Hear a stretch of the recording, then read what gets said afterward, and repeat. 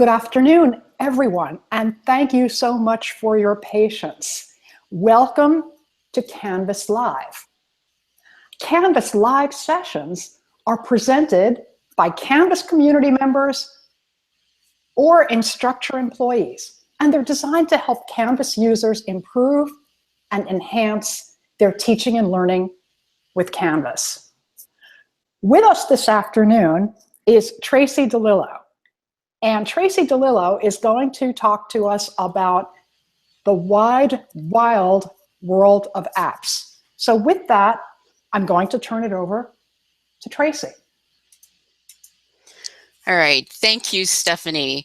Hopefully everyone can hear me okay, and I apologize for the delay. Apparently my building decided to have an emergency drill right at the moment where I needed to hop on Canvas Live. So that's kind of a fun start. But take in some deep breaths and hopefully we'll get through this okay. So thank you for attending my session today. You might see from the title of my session that I kind of like the Canvas integrations an awful lot. And the subtitle indicates my feeling that it's a little bit Wild West in there, but I'm going to talk about all of that in some detail. Just a bit about me. I'm the Instructional Technology Manager at Alamo College's district in San Antonio. We are a 5-college system, and I'm the admin at the top of the food chain, if you will. And like I said, I have a great amount of respect and love for the Canvas apps, and I'm going to share that with you today. So you're all in a Canvas Live session, so you probably are Canvas users and you probably know that it is a great learning management system, and it comes right out of the box, so to speak, with a lot of tools that you would want to use, you know, your assignments and modules and all of that wonderful stuff. But not everyone knows about the ease with which you can add apps to your course or to your whole Canvas environment. There's an app center. This screenshot shows you a course view where if you just go to the course settings and go to the apps tab, you see a lot of apps that can be integrated with Canvas. And these usually represent products or tools in the educational technology or just technology space that would be useful to integrate with Canvas. And there's like really a ton of stuff there. You can also see what all is available by just going to eduappcenter.com and looking at the different tools. It's the exact same content out there, so you don't even have to have a Canvas license to be able to see what you can integrate with Canvas. So if you're hearing the word app and thinking about the mobile apps, of course, Canvas does have great mobile apps, including the main app that our students are increasingly using to do their coursework. But that's not the kind of app that I'm talking about today, although I will mention them again later in the context of apps within the app. But we're talking about a different kind of app. So we use a lot of different terms when we're speaking about the apps. Of course, the apps tab is called the apps tab. Integrations is a common word that's used. Basically, it all means that it's a third-party tool that is not a native piece of the Canvas environment. To further muddy the waters, this is all part of that wild thing, there are Canvas-developed tools that are also considered integrations, and you might not even know they're not a native component, such as the chat tool or the attendance tool. So LTI is another expression that I know as an admin, I have a bad habit of referring to an app as an LTI. What LTI stands for is Learning Tools Interoperability. It actually refers to the standard that is used to build integrations between two tools. And so that's an LTI is something that comes out of my face an awful lot. And I know my faculty especially want to know what the heck I'm talking about when I say LTI. So I'm trying to work a little harder to use integration, app, external tool. Plugin is a term that they understand really well. So I try to use that one, but it's an LTI in my mind. So now that I've walked you through all the different things we can call them, I'll point out that there are a really ridiculously huge number of tools available that cover a lot of subjects, and they cover a lot of different functionalities is the word I'm looking for. And I will say I'm not really going to talk too much about specific tools for specific uses. I will mention a few as examples when need be, but if you are already using integrations in your Canvas course or your Canvas environment, feel free to chat about those in the chat so you can share that with your other fellow webinar attendees. But there's really a lot out there, which makes sense because the educational technology landscape is vast for the reason that education it's not one thing, obviously. It's made up of tons of different subjects, and what might be right for a math class might not be right for an English class. So, if you're teaching math and you might need a equation editor that's maybe a little better than the one that's native to Canvas. I know a lot of writing classes are often looking for journaling or blogging sites, just as a couple of examples. And then at your institution level, you may have tools that you want to give students easy access to across the campus for things like tutoring, possibly online proctoring, library resources.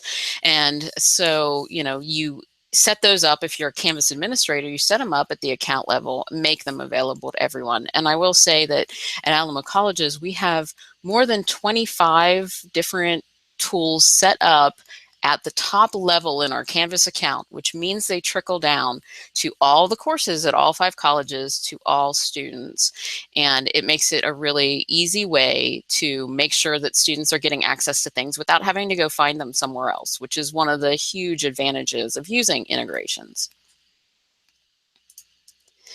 So before I get deeper into how to add apps to your course or environment and how they all work, I do want to mention that a lot of the vendors that I'm talking about that create apps that integrate with Canvas have formal agreements with Canvas to be their partners. And if you are a partner of Canvas, you get your own page in the Canvas community. And I think probably anybody who has followed me at all knows that the community is my other favorite thing about Canvas. And this is the URL. And I'm going to guess, since you're all sitting in a Canvas live session, most of you are familiar with the Canvas community. So I won't go too much deeper into gushing about it, but check it out and check out the partner pages.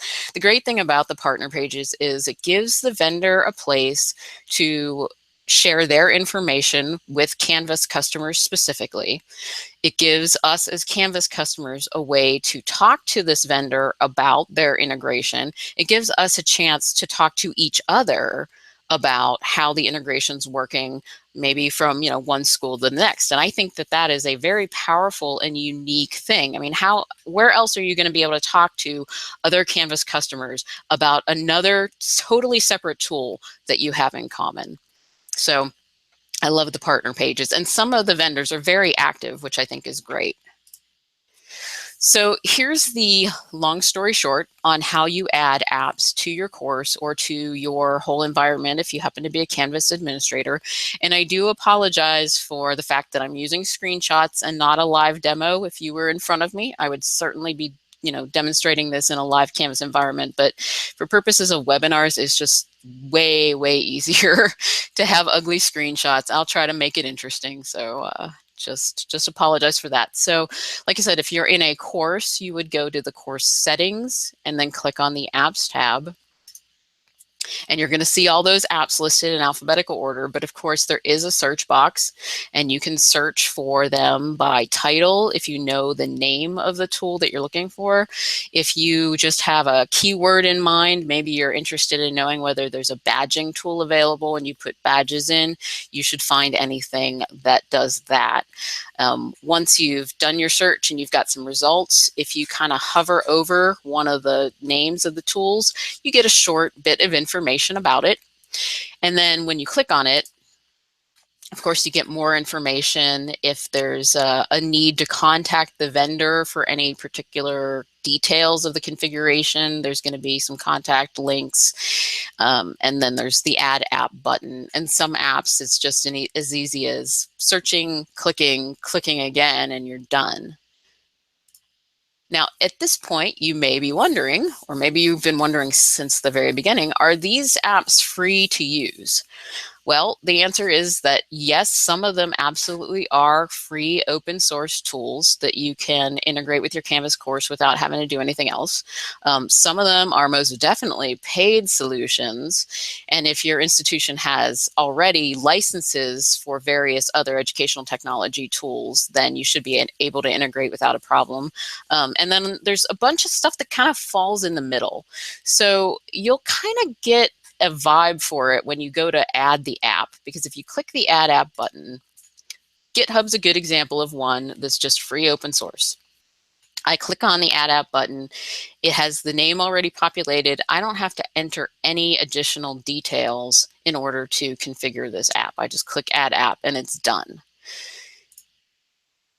This next example is asking you, of course, for a consumer key and a shared secret. And of course, you don't know what that is. So you have to contact the vendor or the creator of the integration to find out what key and secret you should use. It doesn't necessarily mean that this is something that's going to cost you money. It might, but it may just be that they want to know who's using their tool. They want to gather some information from you, and there will usually be some sort of, link, contact us for key and secret right there in the information. So it's that easy. And then you add the app. Now, MediaSite is a great example of something that definitely costs money. Like I said, if you already have a license, you can usually just reach out to whoever your contact is and say, I'd like to integrate this with Canvas. I need the key and secret. Sometimes there's some other details. There's usually a special URL that you need to put in. And then, of course, if you try to add any of these apps and you don't have a license, they will be happy to tell you, sorry, you have not paid for this, but let me tell you how you can get a license for this tool. So, have at it, try it out, see what you can do. And definitely, if you have tools that you're paying for, get those integrations set up so that Canvas can be the one-stop shop for your students and your faculty. So the next question, what does my app do? That's another one where, well, it kind of depends. So apps can do a bunch of different stuff. I'm going to walk you through the main ways that apps will work in your course, but there's actually some that just are very, very deep integrations that can do things that I just can't even fathom. They're mind-boggling, but most of them work in one of these ways. So the first one is certain apps have the functionality of adding a navigation link to your course or possibly to your user site. So if you're looking at your profile, you might see a tool linked there. It's also possible to have app show up in the account navigation, but that would only be in rare instances if it's something just for admins. And I'm using the redirect tool as an example here, mainly because it shows the possibilities. But I will tell you, most tools are not going to give you this list of options. They're going to be designed to be in one place or another, but just to make you aware that they could go lots of different places. While we're talking about the redirect tool, I do want to specifically mention this one because this is a very cool app that basically lets you put a link in the navigation of your course to any external URL that maybe you use frequently in your class. So a good example of this would be if you're teaching English, say, and you want to always have a link in the navigation to OWL, which is the Purdue site that tells you all about grammar rules and citation rules and all of that good stuff. And, maybe you are teaching a journalism course and you want to link out to certain news sites. And of course, you can add those links many other places in your Canvas course, but the advantage of having it right there in the navigation is it can never be overlooked. So look for that little blue swoosh, and that's where you find the redirect tool. Okay, go away, redirectful. Okay, so if you are adding an app and it's one that adds to the course navigation, it's gonna put something in the navigation, and typically when you click on that link, what it's going to do is open some sort of dashboard or page inside of your Canvas environment. And the usual purpose of this is single sign-on for the student, because without the integration, if you were using this publisher content, the student would have to log into Canvas to do their Canvas work. They would have to log into the publisher site to do any work or readings on that site. But this way, they're automatically logged into it and they can do the work right there in Canvas, and it looks seamless. Another way that apps are meant to be used are as module items. So some apps you can add to your modules. When you are adding any item to a module, you get that drop-down menu of all the different tools in Canvas. So if you wanted to add a discussion to a module or a quiz to a module, and the option here for apps is called External Tool. So you would click on External Tool on the drop-down, and then you would select from the list of tools that populate.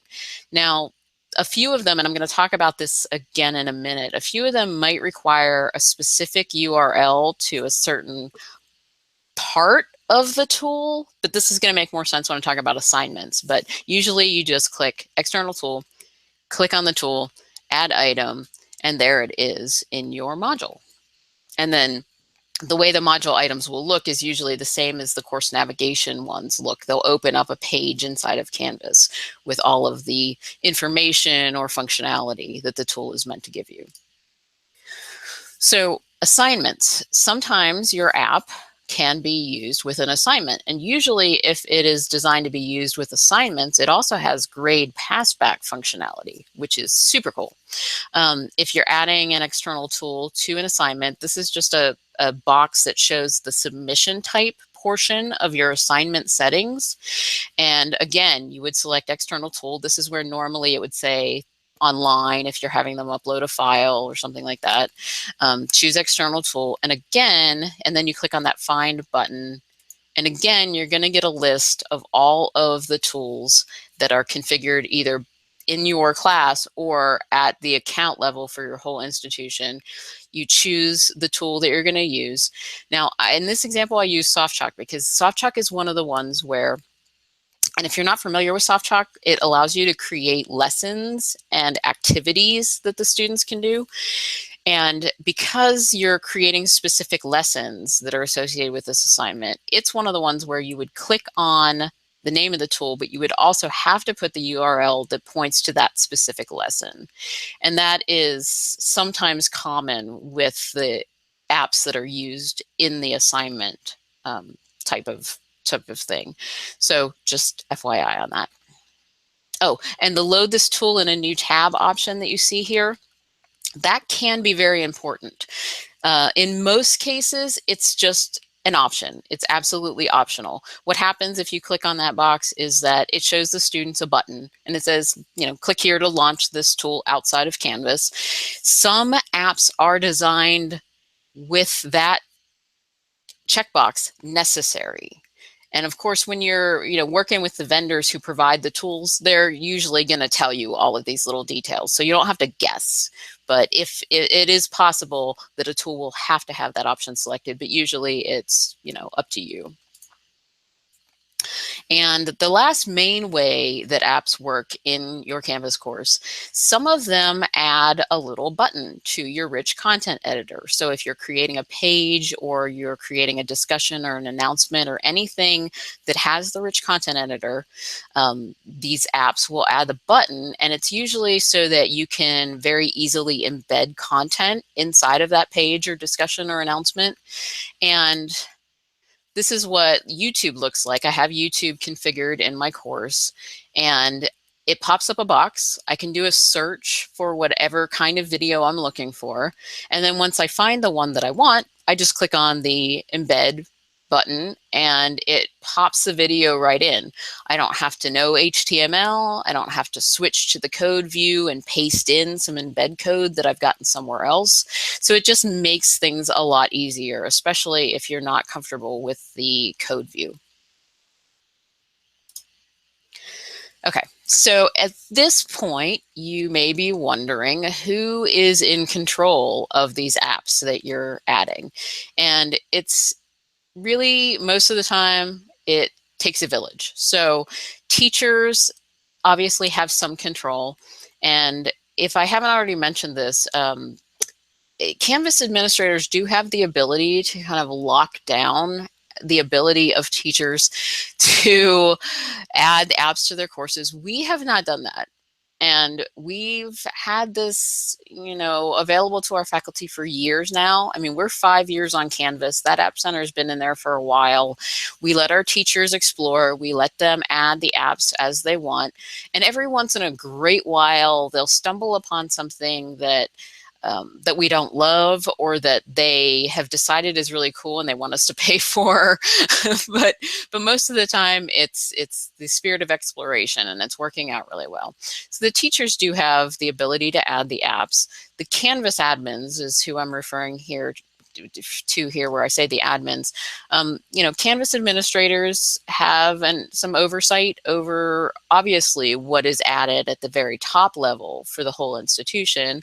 A lot of times we get involved when faculty are adding apps on a course-by-course basis, just to assist them. The vendors, of course, whoever created the app has a role to play in this, and sometimes they have some administrative rights that we don't have as either teachers or Canvas admins at our institution.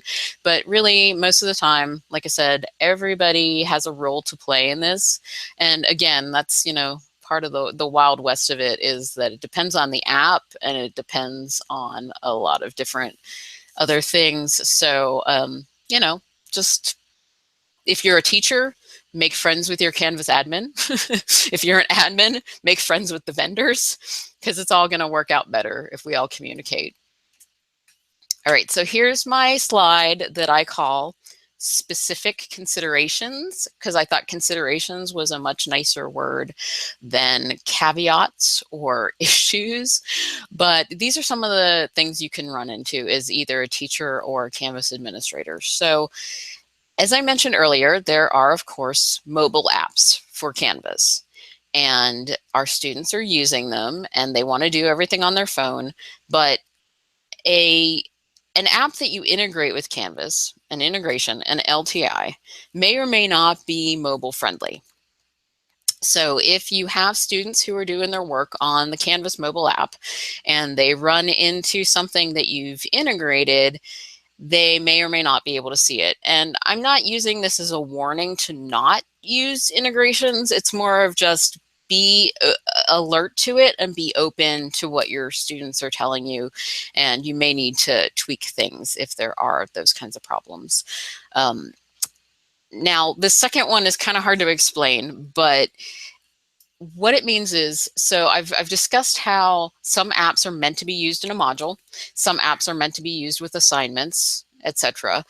Anytime you see that external tool drop down and you check that, you're going to get a list of every single app that is configured for your course or for the whole environment, even if that's not where it's meant to be used. So we have, for example, a tool that has to be set up with assignments because it does pass a grade back. And oftentimes our faculty forget that and they'll put it in a module. And if the student tries to do the function inside the module, nothing happens because that's not where it's supposed to be. So I actually went looking to see if there were any feature requests to change that, to make it the lists a little smarter, so that if I'm in assignments, I only see the apps that can be used that way. Couldn't find one precisely, so I'm definitely going to create one.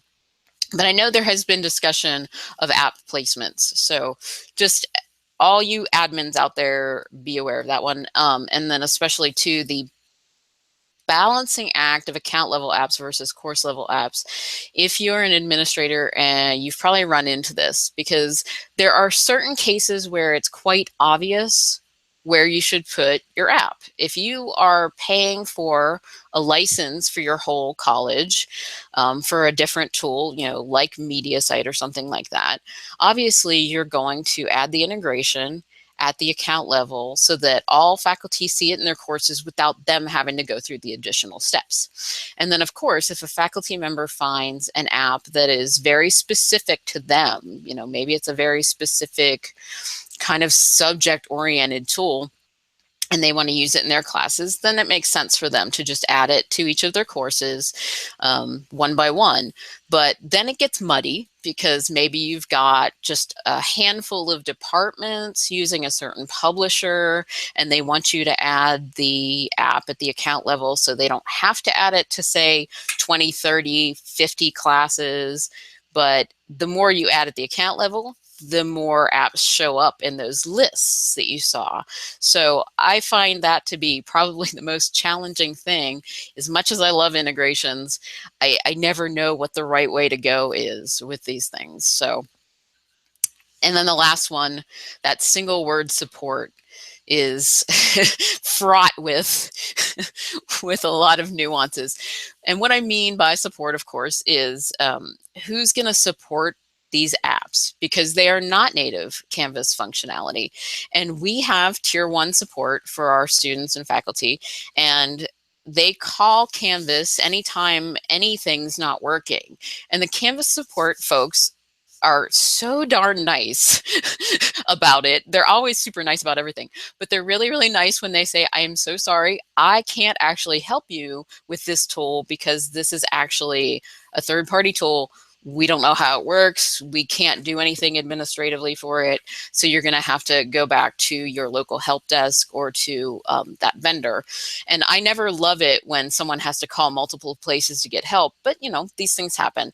So we've tried to make our centralized help desk really aware of what we have integrated with Canvas that we expect our students are going to run into, so that they have an idea themselves of what they should send the student off to Canvas for, what they need to send the student to maybe a member of my team for help with, or if it's something that really is handled best. And a lot of the publisher tools are this way, like the questions really need to be handled by the publisher. So again, we've tried to keep the help desk informed, but stuff happens, so you've got to be flexible about that. And some of the tools have built-in help links, which is really, really useful too, but some of them don't. So, and then sort of my last thoughts on this, I was on a bit of a analogy roll one day, and so I came up with these. You're going to get a little app happy once you figure out how these work and how cool it is that your students aren't having to go somewhere else to get this content or this functionality. You're going to start adding a bunch. You'll get hungry for them like potato chips. They definitely no two are alike, especially as an administrator. I just am constantly amazed. There's the really simple ones where all they do is a single sign-on. You click the link, it opens the tool, done.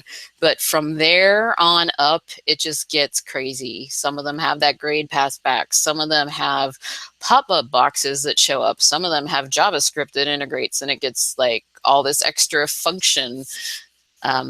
Yeah, it's crazy. But apps are also very cute and fun, but especially for your local Canvas administrator, they will make life a little bit complicated, but that's okay if your admin loves integrations as much as I do. And then I have to always have some obligatory sci-fi nerd reference. And so this time it happened to be the TARDIS, but if you are a Doctor Who fan and you know what I'm talking about, it's actually kind of an apt analogy, because you are inside of the Canvas box, and yet you can see worlds in all directions. So I do love the integration for the fact that it truly expands the already wonderful world of Canvas into something even bigger. And that, my friends, is all I have to throw at you today, but hopefully there's been some good chat going on, and I know Stephanie's going to tell me if there's any questions, so.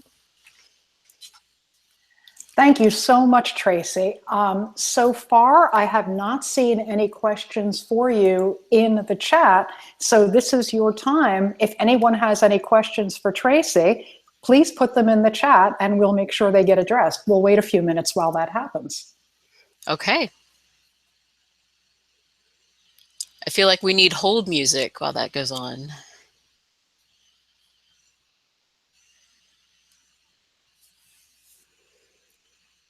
I can't answer any questions about the emergency drill I had at work today. That's classified.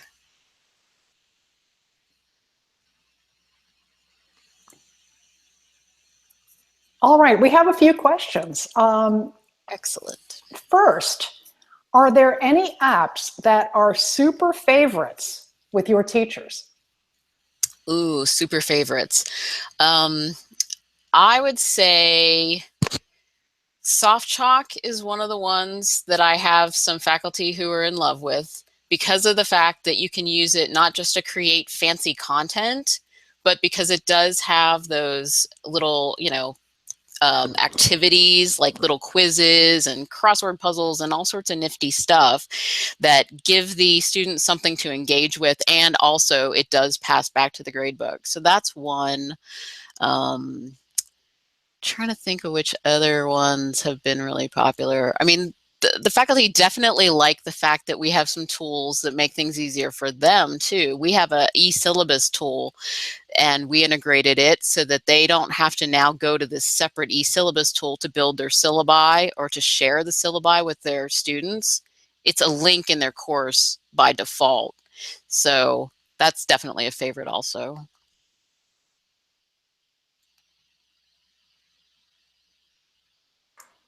All right, another question we have is, would you be willing to share which 25 LTIs your college has installed, or at the very least, the top ones?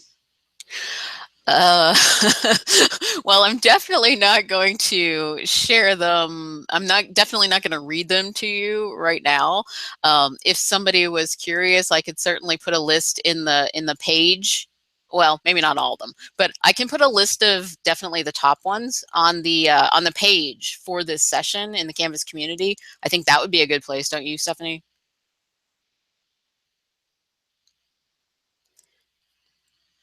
But I can tell you that they cover a lot of, they cover a lot of ground. We've got media tools, we've got open educational resources, we've got identity verification tools, we've got a lot of stuff.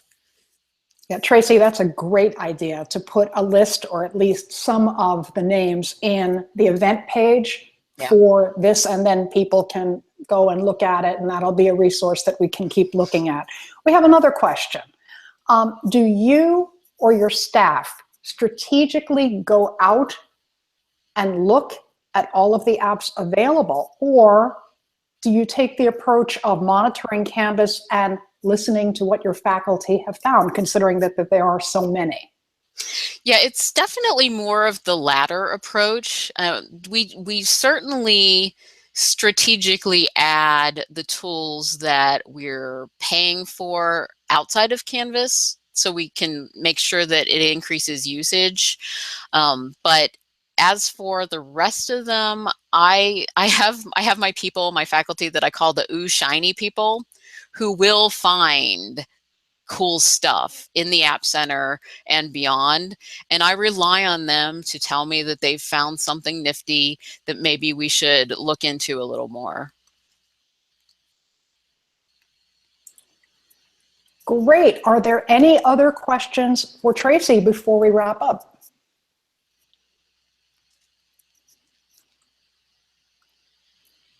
Well, it looks like we have addressed the questions. So I would like to thank everyone for attending today's session.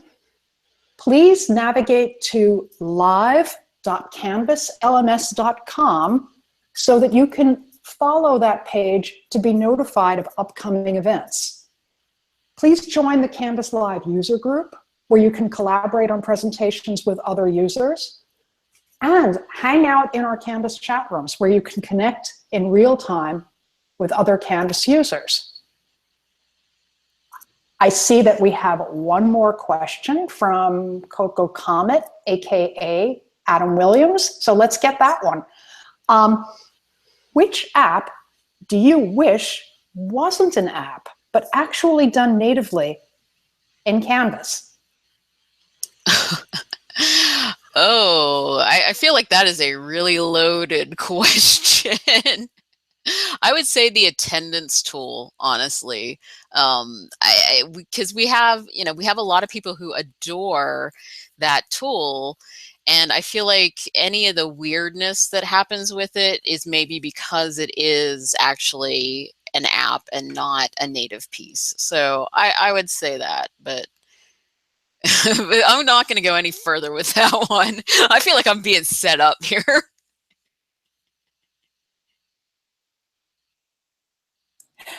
Well, I think you did great. And thank you very much. I really appreciate that, Tracy. And again, we have another request for that list of LTIs. So Tracy, whenever you have a moment to put that on the event page, or you can give it to me and we'll make sure it's there.